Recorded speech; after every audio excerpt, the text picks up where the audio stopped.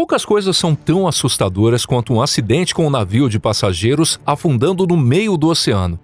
No entanto, por alguma coincidência trágica, no início do século XX, 2 desastres envolvendo grandes transatlânticos civis aconteceram no intervalo de apenas 3 anos, praticamente ao mesmo tempo. Mas, curiosamente, sabemos muito mais sobre o naufrágio do Titanic do que sobre o afundamento do Lusitânia. Olá, pessoal! Ainda assim, os 2 desastres causaram praticamente o mesmo número de vítimas. Em ambos os casos, tratava-se do maior navio de passageiros do mundo na época, sendo tragado pelo mar. Mas fora isso, talvez não haja muitas semelhanças entre eles. A principal diferença está no fato de que o Titanic foi destruído pela força implacável da natureza. Já o Lusitânia foi destruído pelas mãos humanas. E é por isso que, de certo modo, o que aconteceu com o Lusitânia pode ser ainda mais assustador do que a tragédia vivida a bordo do Titanic. Pessoal, nós somos o canal Pipa. Eu sou o Deluca e estou com vocês mais uma vez aqui no nosso canal. Então, sem delongas, hora de começar o nosso vídeo de hoje.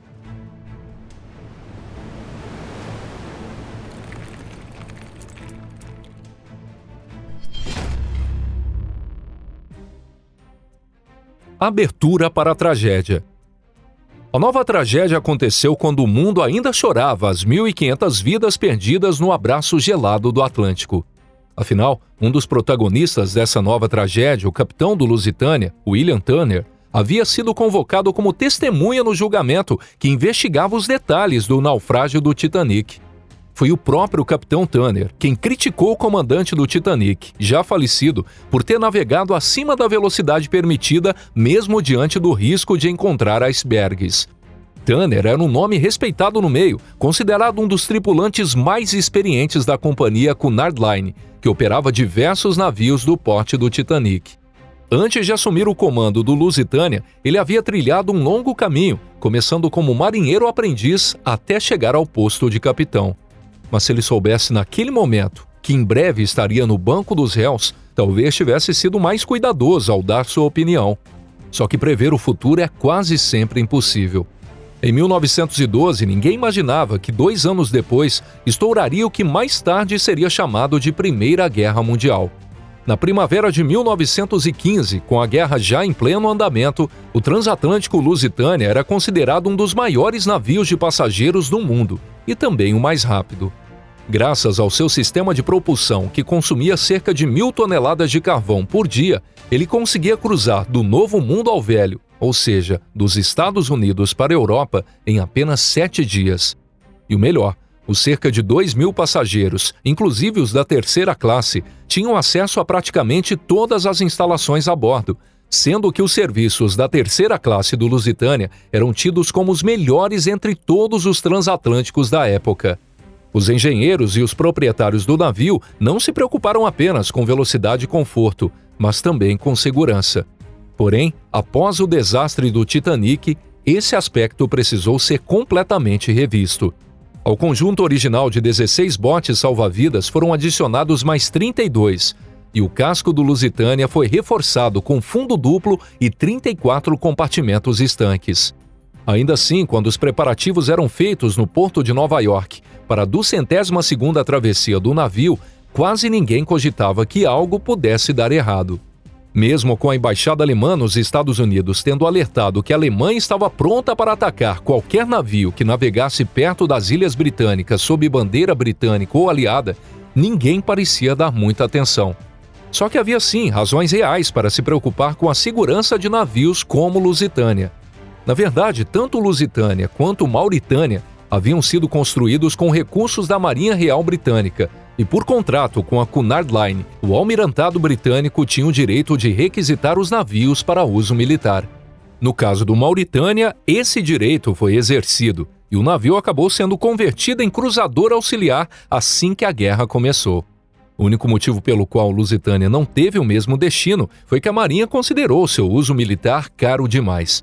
Ainda assim, ele acabou sendo usado parcialmente para fins militares. Nessa viagem, além dos alimentos para os passageiros, incluindo iguarias da primeira classe champanhe, o porão do Lusitânia levava caixas de munições e outros materiais bélicos. Esses outros itens só viriam a se tornar assunto depois da tragédia. E assim, no dia 1º de maio de 1915, ao som solene da orquestra a bordo, o Lusitânia deixou o cais de Nova York ao 12:30, partindo em sua última viagem rumo a Liverpool. A rota do submarino alemão. No dia 30 de abril, um dia antes da saída triunfal do Lusitânia, o submarino U-20 partiu discretamente de um porto no noroeste da Alemanha. No comando da embarcação estava o tenente Walter Schwieger, de apenas 30 anos. Pelos padrões de hoje, esse submarino era praticamente um caixão flutuante. Sua velocidade máxima não passava de 28 km por hora na superfície e 17,6 km por hora debaixo d'água. Além disso, sua autonomia submersa era limitada a no máximo 150 km. Grande parte do espaço interno era ocupada por tanques de lastro, usados para a imersão. Os 35 tripulantes viviam espremidos em uma pequena cabine no centro do submarino sem qualquer conforto. Durante as missões não podiam tomar banho e era comum um único vaso sanitário transbordar e espalhar dejetos por dentro da embarcação. Ainda assim, na época, esse modelo era considerado uma impressionante máquina de guerra e estava entre os 20 melhores submarinos da frota alemã. Quando a Primeira Guerra Mundial começou, a Alemanha ainda estava montando sua força submarina, mas ela se mostraria especialmente eficaz contra um país-ilha como o Reino Unido. Na prática, os submarinos alemães eram sucessores dos corsários, verdadeiros piratas dos tempos modernos encarregados dos trabalhos mais sujos. Nenhuma regra de guerra ou princípio ético era capaz de deter esses predadores das profundezas. Seguindo essa lógica de pirataria, no dia 5 de maio, o U-20 interceptou o escalaer mercante Earl of Leyton, no Mar da Irlanda. Seeger não desperdiçou seus preciosos torpedos com um alvo tão insignificante e preferiu usar alguns disparos de canhão para afundar a embarcação. Naquele dia, o U-20 não encontrou alvos maiores, mas no dia seguinte, 6 de maio, localizou o pequeno navio de passageiros Candidate. A embarcação foi bombardeada e depois que os passageiros e a tripulação abandonaram o navio, foi finalizada com um torpedo. No mesmo dia, o U-20 também afundou o navio a vapor Caio Romano e o cargueiro britânico Centurion, encerrando a caçada do dia. Já o torpedo lançado contra o vapor Arábica acabou errando o alvo. Ao anoitecer de 6 de maio de 1915, restavam apenas 3 torpedos a bordo do submarino. Pelas normas, 2 deles precisavam ser reservados para o retorno à base. Para piorar, uma densa neblina se formou ao entardecer, tornando a visibilidade quase nula e aumentando o risco de colisões com outros navios. Walter Seeger decidiu que era hora de voltar para casa. Um encontro com o destino. Nessa altura, a viagem do Lusitânia já se aproximava do fim, e os passageiros começavam a se preparar para desembarcar em Liverpool. Mas havia uma exceção. O capitão William Turner carregava uma inquietação silenciosa. Ele havia recebido vários avisos de que submarinos alemães estavam operando ativamente no Mar da Irlanda. Por isso, na noite de 6 de maio, ordenou que as cortinas das janelas fossem fechadas para dificultar que o navio fosse visto. Além disso, foi feito um breve treinamento a bordo, ensinando os passageiros como usar os coletes salva-vidas e os botes. O próprio capitão se dirigiu aos passageiros, reunindo-os para assegurar pessoalmente que nada os colocaria em perigo. No entanto, no dia 7 de maio, o destino trágico se tornou inevitável. O dia amanheceu claro no mar, com ótima visibilidade. O Lusitânia navegava a cerca de 20 quilômetros da costa da Irlanda, mudando levemente de direção para os lados. O capitão Turner acreditava que essas pequenas manobras já seriam suficientes para evitar um ataque com torpedos. Afinal, ele não tinha recebido informações concretas sobre o número ou a rota dos submarinos alemães. Às 14 horas, enquanto retornava à base, o comandante do submarino, Walter Seeger, avistou pelo periscópio um grande navio navegando sem escolta. A embarcação estava tão distante que parecia impossível lançar um ataque. Isso, claro, se ela não alterasse seu rumo na direção do submarino. Só que, mais uma vez, o capitão do Lusitânia tomou uma decisão lógica, porém equivocada. Após receber um aviso vago sobre o risco de ataque, William Turner reduziu a velocidade e decidiu se aproximar da costa. Isso fez com que o navio seguisse diretamente em direção ao submarino alemão. Então, às 14h10 veio a ordem. Seeger lançou um torpedo contra o Lusitânia. Restavam 40 segundos até o impacto, tempo suficiente para que os passageiros vissem a morte se aproximando. Isso porque a trilha luminosa do torpedo na superfície da água era visível a olho nu.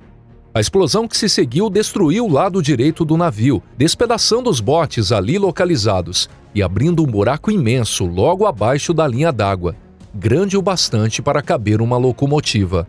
2 dos 34 compartimentos estanques, o quarto e o quinto, foram danificados com a explosão. Mas de qualquer forma, já não havia mais chance de salvar o navio. O golpe final veio 30 segundos depois, com uma segunda explosão ainda mais forte. A causa dessa segunda explosão permanece até hoje envolta em especulações. Teria sido provocada por um segundo torpedo? Schwieger sempre insistiu que havia lançado apenas um. Alguns acreditam que a explosão aconteceu depois que o torpedo atingiu as máquinas e levantou uma nuvem de pó de carvão que se inflamou. Outros sugerem que o estouro foi causado por munição guardada junto com os outros suprimentos militares.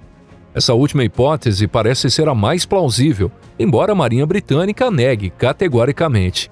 Enquanto isso, o capitão do Lusitânia dava ordens que não podiam ser cumpridas. Primeiro mandou o navio se aproximar da costa, mas os controles já não respondiam. Depois, ordenou que o navio fosse parado em marcha ré, também sem sucesso.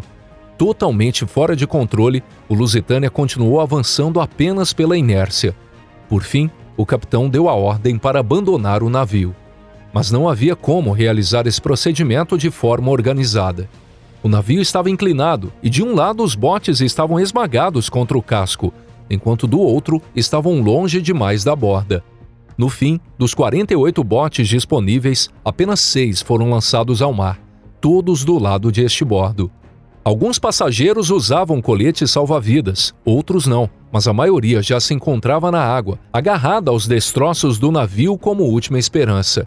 Com a temperatura do mar em torno de 11 graus Celsius, muitos que sobreviveram à explosão acabaram morrendo congelados antes que qualquer ajuda chegasse. O imenso Lusitânia afundou às 14h28, apenas 18 minutos após o impacto do torpedo.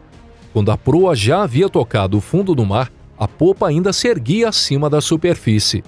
O navio media 93 metros de comprimento, quase 3 vezes a profundidade do local onde afundou. A tragédia do Lusitânia tirou a vida de 1.197 pessoas. Apenas 763 sobreviveram, cerca de 40% dos ocupantes. O capitão William Tanner estava entre os que conseguiram sobreviver. Ele foi julgado e considerado completamente inocente. Ainda assim, a companhia passou a designá-lo apenas para comandar pequenos navios. Só que a má sorte parecia não abandonar Tanner. 1 ano e meio depois, outro navio sob seu comando foi atacado por submarinos alemães, deixando 150 mortos. Tanner sobreviveu novamente e se aposentou 6 anos depois. Já Walter Schwieger, responsável pelo afundamento do Lusitânia, foi promovido e passou a comandar um submarino ainda mais poderoso. Em 1917, esse submarino foi atingido por uma mina, matando Schwieger e toda a tripulação. E se você gostou desse vídeo, compartilhe com seus amigos em suas redes sociais. E não esqueça de deixar um like para apoiar nosso trabalho. Muito obrigado por assistir até aqui. Um forte abraço e nos vemos no próximo vídeo aqui no canal Pipa. Até lá. Tchau, tchau.